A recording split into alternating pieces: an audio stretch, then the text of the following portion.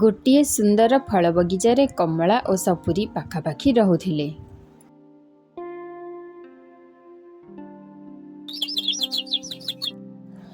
କମଳା ନିଜର ସୁନ୍ଦର ରଙ୍ଗ ପାଇଁ ବହୁତ ଗର୍ବ କରୁଥିଲା।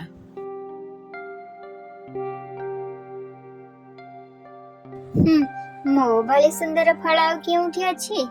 ମତେ ଦେଖିଲେ ପରା ସମସ୍ତଙ୍କ ମନ ଖୁସି ହୋଇଯାଏ। ସପୁରୀ କହିଲା,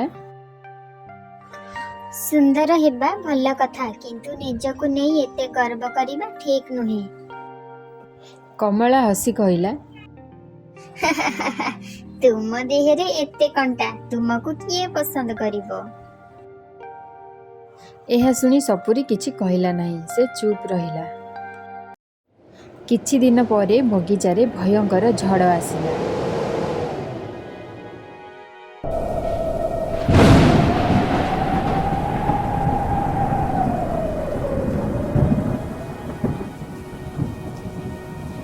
ଆଉ ପବନରେ କମଳା ଗଛର ଡାଳ ଭାଙ୍ଗିଗଲା।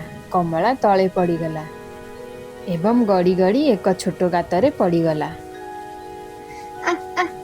ବଞ୍ଚାଅ, ମୁଁ ଏଠାରୁ ବାହାରି ପାରୁନି। କିଏ କୋଉଠି ଅଛ? ମତେ ବଞ୍ଚାଅ।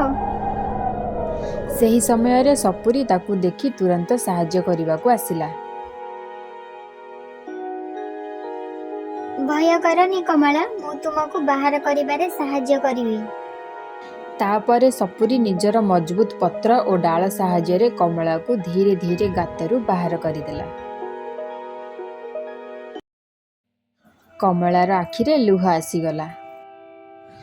ସପୁରୀ, ମୁଁ ତୁମକୁ ତୁମର ଶରୀର ପାଇଁ ଅପମାନ କରିଥିଲି, କିନ୍ତୁ ଆଜି ତୁମେ ହିଁ ମତେ ବଞ୍ଚାଇଲ। ମତେ କ୍ଷମା କରିଦିଅ।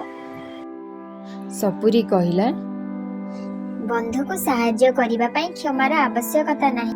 ଆମେ ଦୁହେଁ ପରା ବନ୍ଧୁ।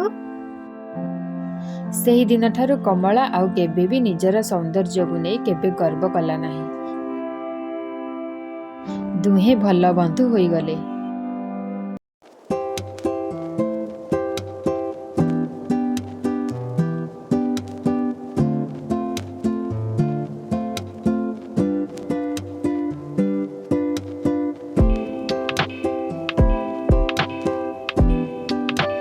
କାହାର ବାହ୍ୟ ରୂପ ଦେଖି ତାଙ୍କୁ ବିଚାର କରିବା ଉଚିତ ନୁହେଁ।